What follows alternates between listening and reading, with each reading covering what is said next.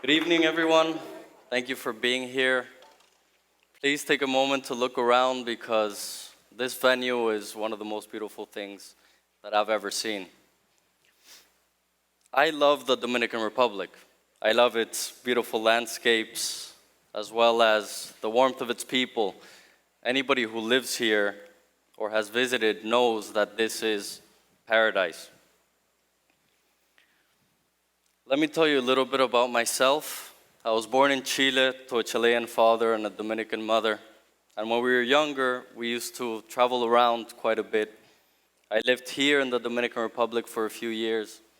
Then I went to the US, off to Switzerland, back to Chile, to university in Australia, and finally I spent my last few years in Dubai, of all places.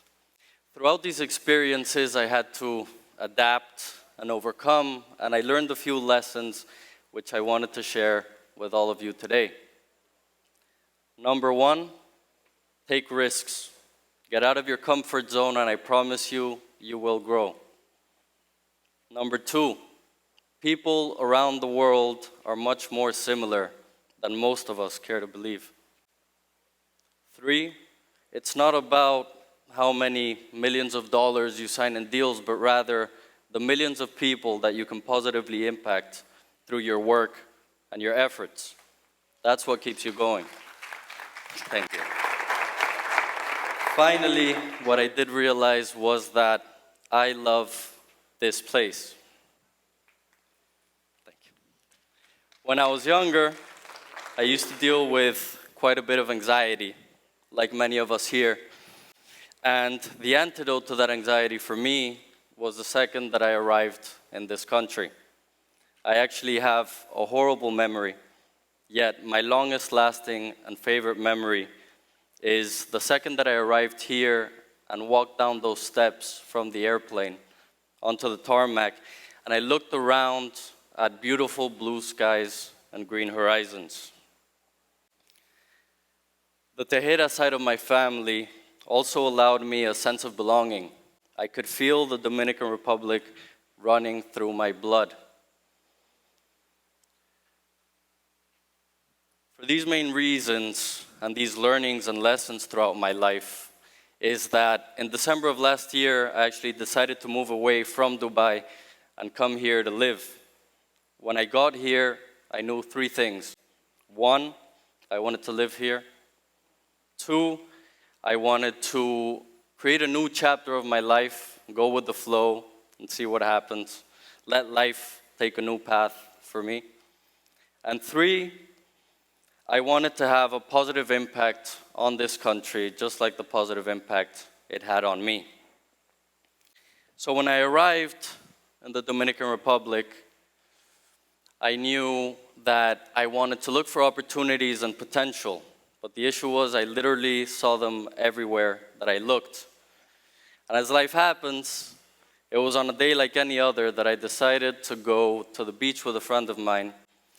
And I would be faced with a challenge that would change everything. I was about to become obsessed with this new challenge. And when I say obsessed, it wasn't just speaking about it, but rather I spent months researching this problem. And I reached out to every single person that I could that knew about this issue to learn a little more.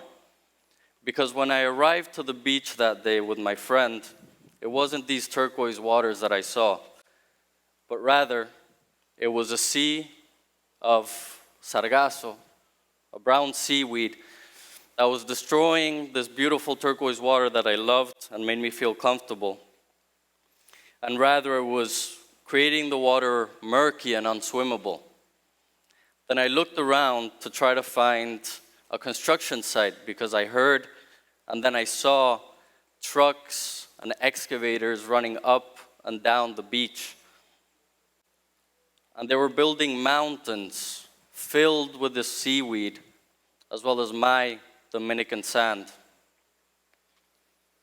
Then I got hit by this horrific smell that would follow me around to every single beach that I went to and still follows me today.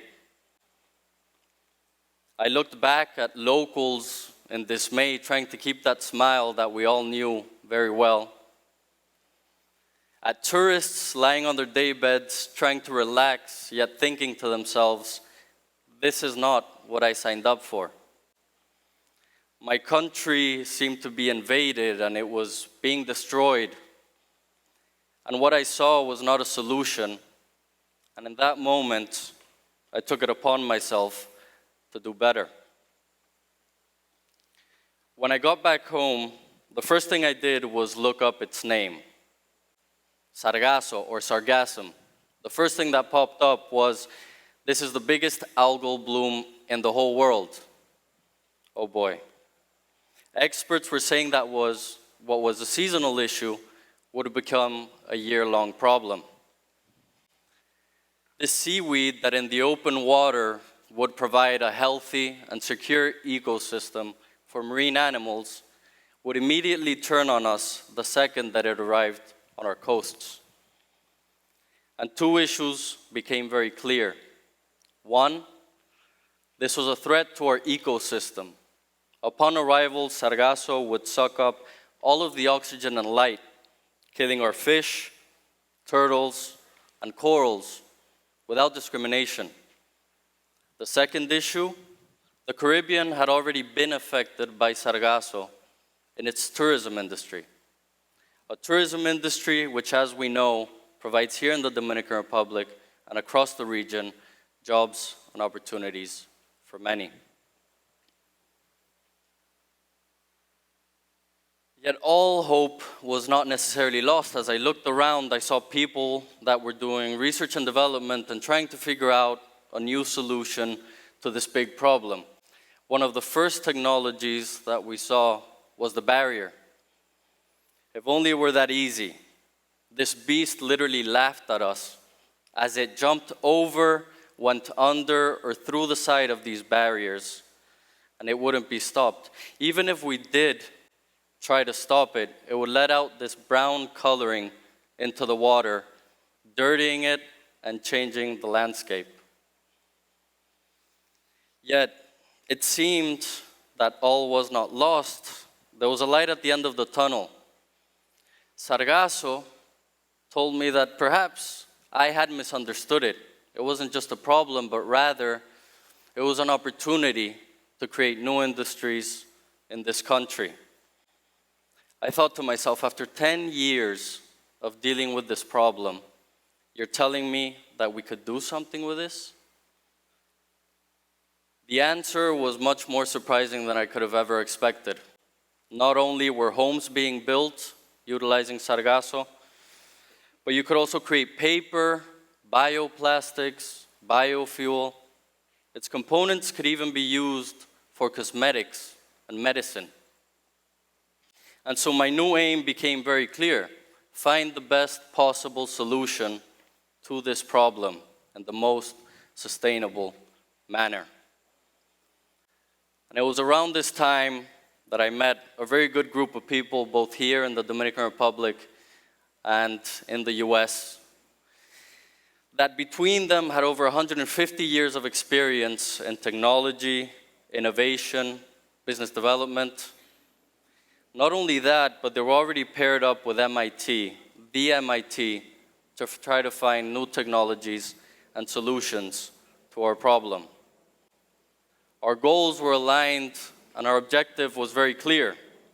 Rather than fight against Sargazo, why not bring in this new friend and try to create new industries and opportunities, not only for the country, but for the region?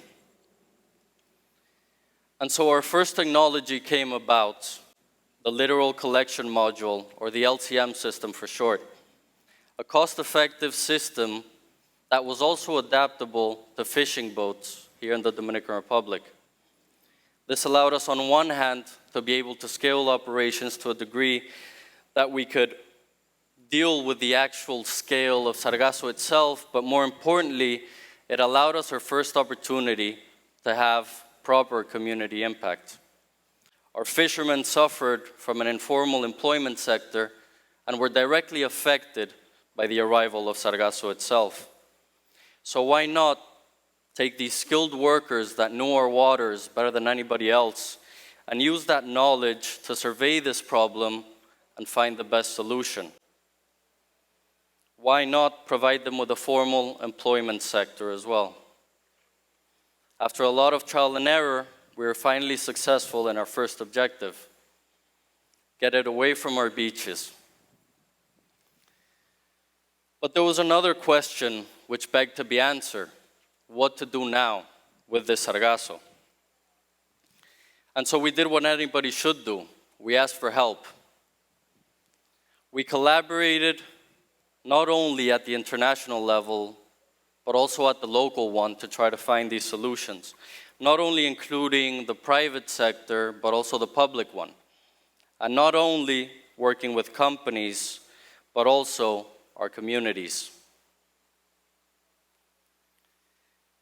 And so, right around this moment, Sargazo came knocking at our door and made us an offer that we couldn't refuse. It told us that it could not only be utilized to create products or provide energy for us, but it could also capture CO2. More so, it whispered in our ear that it did not want to come die on our shores, but rather it was pushed here. And so we had a new mission. Why not stick a bunch of cool technology and systems on a very big boat and try to interject the Sargazo before it arrived to our beaches? Why not stop it from rotting and ruining our ecosystems and our tourism industry, and rather give it its own natural end at the bottom of the ocean? Scientists say that the real lungs of the world is not the Amazon, but rather our oceans. So we want to take advantage of that, give Sargazo a better and more natural place. And through that, we're not only allowed to have an impact on country or region, but moreover, we would be able to create an impact at a global scale. By capturing this CO2, we would be able to provide our own little grain of sand towards the mitigation and fight against climate change. But as we couldn't stop ourselves. We looked locally for other issues that we could solve with our technologies. The LCM system could be utilized to create a better ecosystem in another environment that was historic here in the Dominican Republic, Rio Sama. When we first began this journey, people might have thought that we were a little bit crazy, but today, standing here, I thank them. Comfort is overrated, and failure is an opportunity to learn. And so before I leave, I wanted to leave you with one last quote that my grandfather used to say all the time, in hopes that it inspires some of you to find something that you love and fight for it with all your might. Do what you love and love what you do. The worst that can happen is that you fail. Yet if you fail, you'll probably learn something. And if you learn something, we'll be one step closer to increasing our shared prosperity. Thank you.